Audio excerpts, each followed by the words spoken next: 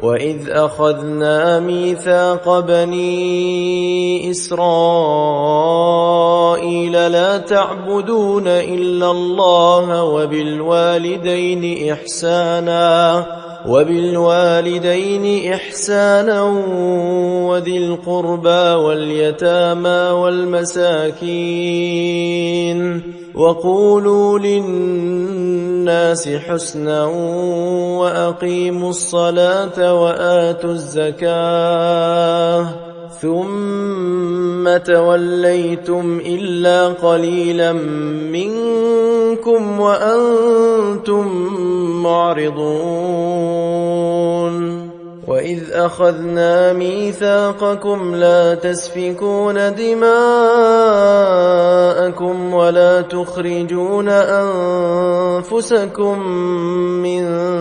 دياركم ثم أقررتم وأنتم تشهدون ثم أنتم هؤلاء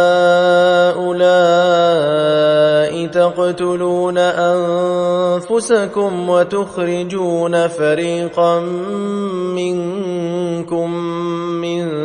ديارهم تظاهرون عليهم بالإثم والعدوان وإن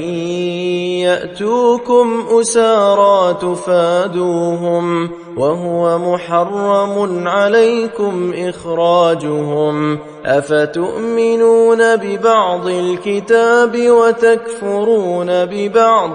فما جزاء من يفعل ذلك منكم إلا خزي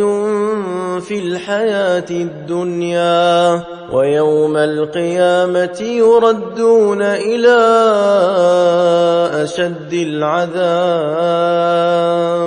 وما الله بغافل عما تعملون